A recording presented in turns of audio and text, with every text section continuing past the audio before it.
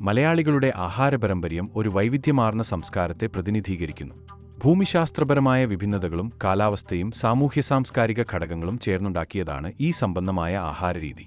കോളനിവത്കരണം കേരളത്തിലെ ഭക്ഷണരീതിയിൽ വലിയ മാറ്റങ്ങൾ കൊണ്ടുവന്നുവെങ്കിലും അതിനു മുൻപുള്ള കാലഘട്ടത്തിൽ മലയാളികൾ ആചരിച്ചിരുന്ന ഭക്ഷണശൈലി ഇന്ന് പഠനത്തിന് വിധേയമാകുന്നു.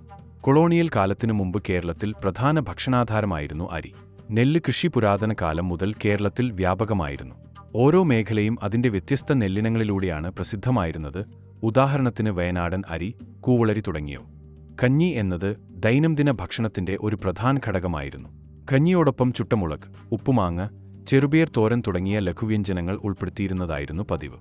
അരിക്ക് പുറമേ കുതിരവാളി, റാഗി, ചോളം, കമ്പ് മുതലായ മില്ലറ്റുകളും മലഞ്ചെരിവ് പ്രദേശങ്ങളിൽ ജീവിച്ചിരുന്ന ആദിവാസികൾക്കും കർഷകർക്കും പ്രധാന ഭക്ഷണസ്രോതസ്സായിരുന്നു. ഈ ധാന്യങ്ങൾ പുട്ട്, കഞ്ഞി, കോഴക്കട്ട എന്നിവയിൽ ഉപയോഗിച്ചിരുന്നതായി ലഭ്യമായ രേഖകളിൽ കാണാം. കൂടാതെ കിഴങ്ങുവർഗ്ഗങ്ങൾ, ചേമ്പ്, കാച്ചിൽ, ചേന, കുമ്പള, നാളി തുടങ്ങിയവ വീടുകളിൽ സ്വയം കൃഷി ചെയ്ത് ഉപയോഗിച്ചിരുന്നതും ഭക്ഷണത്തിൽ പ്രധാനപ്പെട്ട പങ്കുവഹിച്ചിരുന്നതുമാണ്. പ്രോട്ടീൻ സ്രോതസ്സുകൾ ഭക്ഷണത്തിൽ വലിയ പ്രാധാന്യമുണ്ടായിരുന്നു. ചെറുപയർ, ഉഴുന്ന്, തോവരപ്പരിപ്പ്, മുതിര പോലുള്ള പയർവർഗ്ഗങ്ങൾ ഭക്ഷണത്തിൽ സ്ഥിരമായ സാന്നിധ്യമുണ്ടാക്കിയിരുന്നു. ഇവയിൽ നിന്ന് പായസം, കറിയുകൾ, പുട്ട് എന്നിവ തയ്യാറാക്കപ്പെട്ടു. തീരദേശങ്ങളിൽ മത്സ്യങ്ങൾ പ്രധാന പ്രോട്ടീൻ ഉറവിടമായിരുന്നു. കരിമീൻ, മത്തി, നെയ്മീൻ, ചെമ്മീൻ, കാക്ക തുടങ്ങിയ മത്സ്യങ്ങൾ ഉപയോഗിച്ചു. ഉണക്കമത്സ്യങ്ങൾ മഴക്കാലത്തെയും പലിശരഹിതകാലത്തെയും പോഷകഭക്ഷണമായി നിലകൊണ്ടിരുന്നു. മാംസം ഉപയോഗം സമൂഹങ്ങളനുസരിച്ച് വ്യത്യസ്തമായിരുന്നു. ബ്രാഹ്മണർ അടക്കമുള്ള ചില വിഭാഗങ്ങൾ സസ്യാഹാരികൾ ആയിരുന്നപ്പോൾ മറ്റു ചില സമുദായങ്ങൾ ആട്, കോഴി, പോത്ത്, കാട്ടുമൃഗ മാംസം പോലുള്ളവ ഭക്ഷ്യവിഭവങ്ങളായി സ്വീകരിച്ചിരുന്നു. കൊട്ടാരങ്ങളിലും പ്രഭുഭവനങ്ങളിലും മറ്റും ഉത്സവകാലങ്ങളിൽ മാംസം വിഭവങ്ങളായി ഉപയോഗിച്ചിരുന്നു.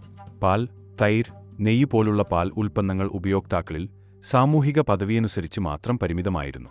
പാചകത്തിന് ഉപയോഗിച്ചിരുന്ന പ്രധാന എണ്ണ തേങ്ങയുടെ എണ്ണയായിരുന്നു. കേരളത്തിലെ തേങ്ങവൃക്ഷ സമൃദ്ധിയും പ്രകൃതിദത്ത വിഭവങ്ങളോടുള്ള മലയാളിയുടെ ബന്ധവുമാണ് അതിന്റെ വ്യാപകമായ ഉപയോഗത്തിന് കാരണം. പച്ചക്കറികളിലും പഴങ്ങളിലും കേരളം സമ്പന്നമായിരുന്നു. പാവയ്ക്ക, പടവലങ്ങ, കുമ്പളങ്ങ, മുരിങ്ങ, ഉള്ളി, ചീര, ചേമ്പില തുടങ്ങിയവ പലതും തണ്ണിത്തുരുത്തുകളിൽ തന്നെ കൃഷി ചെയ്ത് ഉപയോഗിച്ചിരുന്നതാണ്. പഴങ്ങളിൽ ചക്ക, മാമ്പഴം, വാഴപ്പഴം, കായ, തേങ്ങ എന്നിവ പ്രധാനപ്പെട്ടവയായിരുന്നു. ഇവയെല്ലാം രുചിക്കും പോഷകഗുണങ്ങൾക്കുമായി വിവിധ രീതികളിൽ തയ്യാറാക്കിയിരുന്നു.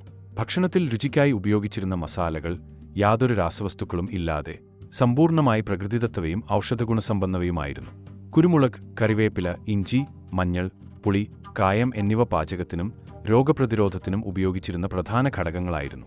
കേരളത്തിന്റെ കുരുമുളക് ആഗോള വ്യാപാര ചരിത്രത്തിൽ വലിയ സ്ഥാനമെടുത്തിരുന്നു. ഭക്ഷണരീതിയിൽ സാമുദായികവും ആചാരപരവുമായ സ്വാധീനങ്ങൾ ശക്തമായിരുന്നു. ഓരോ സമുദായത്തിനും തങ്ങളുടേതായ ആഹാരശൈലികൾ ഉണ്ടായിരുന്നു. ഉത്സവങ്ങളും വ്രതങ്ങളും ആചാരങ്ങളുമെല്ലാം ആഹാരത്തെ കേന്ദ്രീകരിച്ചുള്ളവയായിരുന്നു. വിഷു, ഓണം പോലുള്ള ആഘോഷങ്ങൾ പല വിഭവങ്ങളെയും ആവിഷ്കരിക്കാൻ വഴിയൊരുക്കി. പോർച്ചുഗീസ്, ഡച്ച്, ബ്രിട്ടീഷ് തുടങ്ങിയവ കോളനി പ്രഭുത്വം സ്ഥാപിച്ചപ്പോൾ നിരവധി പുതിയ ഭക്ഷ്യവസ്തുക്കളാണ് കേരളത്തിൽ എത്തിയത്. കോളനിപൂർവകാല മലയാളിയുടെ ആഹാരരീതി പ്രകൃതിയോടും പാരമ്പര്യത്തോടും ചേർന്ന് നിലകൊണ്ട ഒരു സ്വാഭാവിക ജീവിതശൈലിയുടെ ഭാഗമായിരുന്നു.